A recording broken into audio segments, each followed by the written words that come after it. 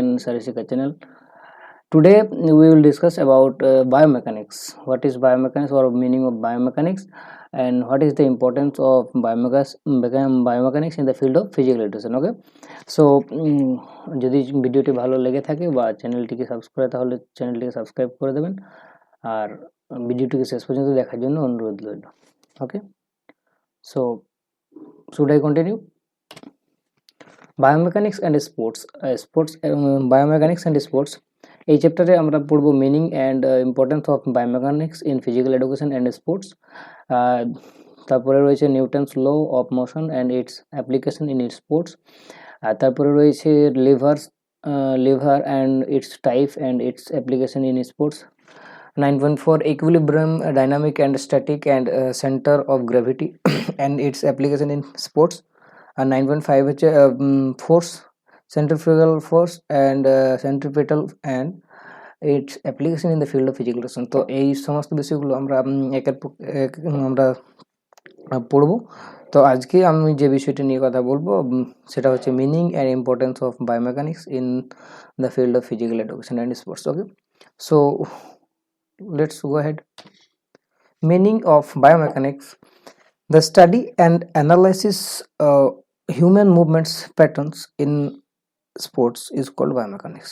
So what is biomechanics or sports biomechanics? The study and, keep in mind, the study and analysis. Okay, the study and analysis of human movement patterns in sports is called biomechanics. Okay, so next, the study of the structure and function of biological systems such as humans, animals, plants, organs and cells by means of the methods of mechanics. The study of structure and function of biological systems such as humans, animals, plants, organs and cells by means of the methods of mechanics. Okay, so next, the application of mechanical laws to living structures এর উপরে mechanical লগুলির application আমরা পড়ব। So আশা করি meaning of বায়োমেকানিক্সের অর্থ কি আমরা বুঝতে পারলাম। The study of analysis, the study অর্থাৎ স্টাডিও হয় এবং অ্যানালাইসিসও হয়। The study and analysis of human movement patterns in sports in called biomechanics. Okay, so importance of biomechanics in the field of physical education. Physical এডুকেশনের ফিল্ডে importance কী রয়েছে বায়োমেকানিক্সের? তো ফিজিক্যাল এডুকেশনের যারা স্টুডেন্ট তারা তো অবশ্যই আমরা সবাই জানি যে ফিজিক্যাল এডুকেশনের কারিকুলাম কী রয়েছে, তার সিলেবাস অন্তর্গত যে সমস্ত বিষয়গুলি সে সম্পর্কে আমরা পরিচিত। আর যেমন স্পোর্টস রয়েছে, বিভিন্ন ধরনের গেমস রয়েছে, আরও অনেক কিছু রয়েছে। সো ফিজিক্যাল এডুকেশনে বায়োমেকানিক্সের রোলটা কোথায় বা ইম্পর্টেন্সটা কোথায়? সো তাহলে আমরা দেখে নেওয়া যাক। এক নম্বর হচ্ছে helps in improving techniques. Technique improve করার ক্ষেত্রে বায়োমেকানিক্স হেল্প করে। কিভাবে? আগেই আমরা পড়েছি যে the study and analysis of human movement, আমরা মুভমেন্টের যে প্যাটার্ন রয়েছে সেটাকে অ্যানালাইসিস এবং সেই বিষয়ে আমরা স্টাডি করব। Okay, so correct and rectify the errors of a sports person to improve the execution of স্কিলের এক্সিকিউশনের ক্ষেত্রে কোনো পার্সনের যে এরর্সগুলো হয় রেকটিফাই করা, সেগুলোকে কারেক্ট করা হয় এবং তার সেই স্কিলের ইমপ্রুভ করা হয়। সো হেল্প ইন ইমপ্রুভিং টেকনিক্সের ক্ষেত্রে আমাদের বায়োমেকানিক্স কীভাবে গুরুত্ব রয়েছে সেটা আমরা জানলাম। যে যদি আমরা হিউম্যান মুভমেন্ট প্যাটার্নসটাকে স্টাডি করতে পারি বা অ্যানালাইসিস করতে পারি তাহলে কোথায় কোথায় ভুল হচ্ছে সেগুলো আমরা সহজেই বুঝতে পারবো। ওকে, 2 নম্বর B, discover a new and more effective technique for performing a sports skill. কোনো একটা স্কিলের আরও ভালোভাবে যদি পারফর্ম করার জন্য আরও ইফেক্টিভ যদি কোনো টেকনিক ডিসকভার করা হয় সেক্ষেত্রে বায়োমেকানিক্স আমাদের প্রয়োজন রয়েছে বা বায়োমেকানিক্সের যদি আমাদের জ্ঞান থাকে তাহলে আমরা নতুন কোনো টেকনিক আর ডিসকভার করতে কোনো ইফেক্টিভ স্কিলকে পারফর্ম করার জন্য আমাদের কাজে লাগে। যেমন Fosbury flop and straddle techniques etcetera. Okay, so next let যাই। নাম্বার 2, হেল্পস ইন ইমপ্রুভিং ইকুইপমেন্টের ইমপ্রুভিংয়ের ক্ষেত্রে আমাদের বায়োমেকানিক্স হেল্প করে। কিভাবে? তাদের ডিজাইনে বিভিন্ন যে শুজগুলো রয়েছে যেগুলোতে আমরা স্পোর্টসে ব্যবহার করি, ক্লথসগুলো রয়েছে, তাদের ডিজাইনে বিভিন্ন ধরনের ইমপ্রুভিং দেখা যায়, সেটা কিন্তু বায়োমেকানিক্সের কারণেই। বায়োমেকানিক্সে আমরা হিউম্যান মুভমেন্ট প্যাটার্নটাকে অ্যানালাইসিস করার পরে দেখি যে মুভমেন্টটা কতটা এরর্স হচ্ছে, কতটা কারেক্ট হচ্ছে, সেগুলোকে রেকটিফাই করার পর আমরা সেই ধরনের অ্যাথলেটকে সেই ধরনের স্পোর্টস শ্যু অথবা সেরকম ডিজাইন করা হয়। বিভিন্ন ধরনের এই যে ইকুইপমেন্টগুলোকে ইমপ্রুভমেন্ট করার জন্য দিনে দিন আমাদের বায়োমেকানিক্স প্রয়োজন রয়েছে, বা বায়োমেকানিক্সের জ্ঞান থাকা অবশ্যই আমাদের প্রয়োজন রয়েছে। So helps in biomechanics the design of the ইকুইপমেন্টের ডিজাইনের ক্ষেত্রে বায়োমেকানিক্সের প্রয়োজন হয়। Shoes and sports clothes design improvement. B C, better equipment improves performance and reduce the risk of injury.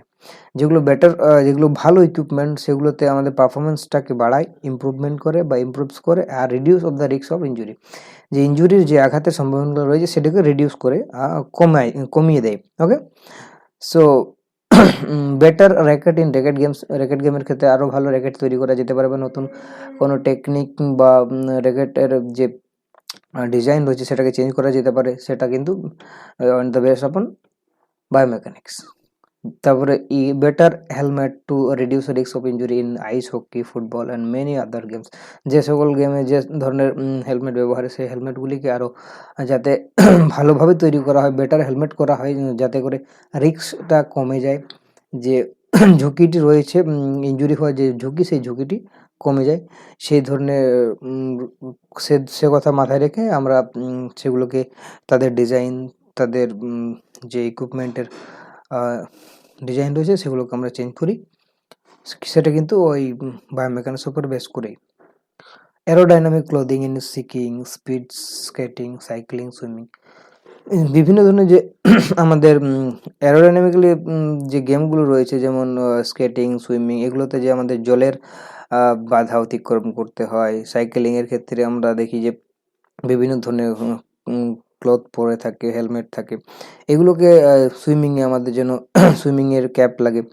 স্কেটিংয়ের ক্ষেত্রে এইগুলো আমাদের অনেক ধরনের ওই ব্যবহার হয়, সেগুলো যাতে অ্যারোডাইনামিক যে ফ্রিকশনটা, অ্যারোডাইনামিক যে রেজিস্ট্যান্স, সেটা যাতে কম হয়, সেই জন্য আমাদের যে নতুন নতুন ইকুইপমেন্ট বা ক্লথস বা শুজ বা যে ইকুইপমেন্টগুলো রয়েছে সেগুলোকে নতুনভাবে ডিজাইন করা হয়, সেটা কিন্তু ওই বায়োমেকানিক্সের উপর বেস করে। যে okay, so next, helps in improving the পারফরমেন্সের বাড়াতে বা বৃদ্ধি করতে, ইমপ্রুভ করতে কীভাবে সাহায্য করে, একটু আগে আমরা দেখলাম by utilizing biomechanics to improve techniques. আমরা যদি বায়োমেকানিক্সকে ইউজ করে আমরা টেকনিক্সটাকে ইমপ্রুভ করি, by utilizing biomechanics to improve ইকুইপমেন্টগুলোকে যদি আমরা ইমপ্রুভ করি, by utilizing biomechanics to reducing the risk of sports related যে ইঞ্জুরিগুলি রয়েছে সেগুলোর যদি ঝুঁকিগুলি যদি কম হয় বা রিস্কটা যদি আমাদের রিডিউস হয়ে যায়, তাহলে অটোমেটিক আমাদের পারফরমেন্সে একটা ইমপ্রুভমেন্ট দেখা যাবে, তাই না? স্পোর্টস ইমপ্রুভ টেকনিককে যদি ইমপ্রুভ করি, ইকুইপমেন্টগুলোকে ইমপ্রুভ করি, ইনজুরির রিস্কটা যদি আমাদের কমে যায় এই বায়োমেকানিক্সকে ব্যবহার করে, তাহলে নর্মালি আমরা পারফরমেন্সকে ইমপ্রুভমেন্ট করতে পারবো। Okay, so next, help in preventing injury. আমরা একটু আগে পড়ছিলাম যে প্রিভেন্টিং ইনজুরির ক্ষেত্রে কীভাবে বায়োমেকানিক্স হেল্প করে। তো আইডেন্টিফাইজ দ্য কজেস অফ ইনজুরির যে কারণটা, যখন আমরা বায়োমেকানিক্সে ওই একটু আগেই বলেছিলাম মিনিংয়ের সময়, যে বায়োমেকানিক্স হচ্ছে যে study and analysis of human movement pattern. তো যখনই আমরা কোনো একটা স্কিল বা কোনো একটা মুভমেন্টের প্যাটার্নকে আমরা অ্যানালাইজ করবো, তখন আমরা দেখতে পাবো যে ইনজুরিটা কীভাবে হয়েছে, বা এই আইডেন্টিফাই দ্য কজেস অফ ইনজুরির কারণগুলি আমরা আইডেন্টিফাই করতে পারবো। Okay, helps in process of rehabilitation প্রসেসের সময় আমরা আমাদের হেল্প করে বায়োমেকানিক্স, কারণ আমরা সেই অ্যাথলিট বা সেই স্পোর্টস পার্সনটার মুভমেন্ট ও প্যাটার্নটা যদি জানি, সেই বিষয়ে যদি আমরা স্টাডি করি বা অ্যানালাইজ করি, তখন আমরা বুঝতে পারি যে তাকে সেই রিহ্যাবিলিটি প্রসেসে কোন ধরনের এক্সারসাইজ দেওয়া যেতে পারে বা কোনগুলি তার জন্য ঝুঁকিপূর্ণ হবে, কোনগুলি সহজ হবে। এ ধরনের রিহ্যাবিলিটেশন প্রসেসের ক্ষেত্রে কিন্তু বায়োমেকানিক্স আমাদের কাজে লাগে। আর 3 নম্বর হচ্ছে by identifying causes and rehabilitation exercise change are made in techniques equipment to reduce the risk of sports related injury. রিহ্যাবিলিটেশনের সময় যে এক্সারসাইজগুলো আমাদের দেওয়া হয়, সেগুলোর যে টেকনিক্স রয়েছে সেগুলো চেঞ্জ করা যেতে পারে। বায়োমেকানিক্সে অ্যানালাইসিস করে আমরা সেই মুভমেন্টটাকে অ্যানালাইসিস করে বা সেই ইঞ্জুরিটাকে অ্যানালাইসিস করে আর রিহ্যাবিলিটেশন প্রসেসে আমরা যে এক্সারসাইজগুলো দিয়েছি সেগুলোকে চেঞ্জ করা যেতে পারে, সেগুলোকে আরও বেটার দেওয়া যেতে পারে। আর risk of sports related injury সেগুলোকে রিডিউস করে। Okay, so next, help in improvement of the ট্রেনিংয়ে আমাদের বায়োমেকানিক্স কীভাবে হেল্প করে বা helps in the improvement of the ট্রেনিংয়ে কীভাবে ইমপ্রুভমেন্ট করতে সাহায্য করে। 1 নম্বর আছে mechanical analysis of the technical deficiency of the sports person helps identify the type of training required. Mechanical analysis of the technical deficiency, যে কোন টেকনিক্যাল যে ডেফিসিয়েন্সিগুলো রয়েছে, যে ঘাটতিগুলো রয়েছে, সেগুলো মেকানিক্যাল অ্যানালাইসিসের দ্বারা যান্ত্রিক বিশ্লেষণের মাধ্যমে আমরা সেগুলো জানতে পারি। অফ এ স্পোর্টস পারসন, একজন ক্রীড়াবিদের বা একজন স্পোর্টস পারসনের যান্ত্রিক অ্যানালাইসিসের মাধ্যমে তাদের যে টেকনিক্যালি যে ডেফিসিয়েন্সি, যে ঘাটতিগুলো রয়েছে সেগুলো আমরা জানতে পারি। তারপরে হেল্পস আইডেন্টিফাই করতে আমাদেরকে হেল্প করে। যখন আমরা অ্যানালাইসিস করি তখন তার সেই যে ডেফিসিয়েন্সিগুলি রয়েছে সেগুলোকে আমরা আইডেন্টিফাই করতে পারি, অ্যান্ড তারপরে আমরা সেই ধরনের ট্রেনিং আমরা তাকে দিতে পারি। The type of training say required, যে ধরনের ট্রেনিং তার প্রয়োজন রয়েছে সেগুলো আমরা দিতে পারি। তার আগে কিন্তু আমাদের মেকানিক্যাল অ্যানালাইসিস করে সেই টেকনিকের যে ডেফিসিয়েন্সিগুলো রয়েছে সেগুলোকে আমাদের আইডেন্টিফাই করতে কিন্তু বায়োমেকানিক্স হেল্প করে। কারণ আমরা আগেই পড়েছি যে biomechanics is the study and analysis of human movement patterns. So the weak areas may be strength, তার সেই উইক এরিয়া স্ট্রেংথ হতে পারে, এন্ডুরেন্স হতে পারে, speed movement of body or body action হতে পারে, স্পিড অফ মুভমেন্ট হতে পারে, বডি অ্যাকশন হতে পারে। বিভিন্ন ধরনের যে তার মধ্যে উইক রয়েছে, যা লেক রয়েছে বা ডেফিসিয়েন্সি রয়েছে, সেগুলোকে অ্যানালাইসিস করার জন্য আমাদের বায়োমেকানিক্স প্রয়োজন, এবং সেই অনুযায়ী আমরা তাকে ট্রেনিং দিতে পারবো। Number 6, customize training can be imparted in the sports person. যখন আমরা কোনো একটা ট্রেনিং শিডিউল তৈরি করি, সেক্ষেত্রে যদি আমরা সেই অ্যাথলিটটা বা সেই স্পোর্টস পারসনটা যদি সেরকম কোনো প্রবলেম বা অসুবিধা দেখি বা কোনো সেরকম কোনো কজেস যদি আমরা আইডেন্টিফাই করতে পারি, বা কী কারণে তার ইমপ্রুভমেন্ট হচ্ছে না, যেটা হওয়ার কথা ছিল, এগুলোকে আমরা যখন অ্যানালাইজ করব বায়োমেকানিক্স দিয়ে, সেটা আবার কাস্টমাইজ করা যেতে পারে বা অন্য ট্রেনিং শিডিউলটা চেঞ্জ করা যেতে পারে, ট্রেনিং এক্সারসাইজে কিছু পরিবর্তন আনা যেতে পারে। এই ধরনের আমাদের বায়োমেকানিক্স খুবই হেল্প করে। সো এই ছিল আজকের বিষয়। খুব একটা বেশি না বলে ভিডিওটা বেশি দেরি না করে এখানে শেষ করব। আর এই বিষয়ে আমাদের আরও অনেক কিছু জানা বাকি রয়ে গেলো। আজকে তো আমরা 9.1 শুধুমাত্র মিনিং অ্যান্ড ইম্পর্টেন্সটা পড়লাম, সেটাও আরও অনেক কিছু ইম্পর্টেন্সের পয়েন্ট রয়েছে, যার যেমন ইচ্ছে হবে আরও যোগ করে নেওয়া যেতেই পারে।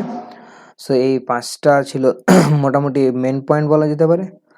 ঠিক আছে, তো আমরা পরবর্তী ভিডিওয়ে আমরা কি পড়বো বলেছিলাম, Newton's law of motion and its application in sports. এরপরের দিন আমরা যে নিউটনস লগুলো রয়েছে মোশনটা, সেই মোশনের অ্যাপ্লিকেশন ইন স্পোর্টসে কীভাবে অ্যাপ্লিকেশন হচ্ছে সে বিষয়ে আমরা আলোচনা করব। Okay, so end for today, thanks for watching.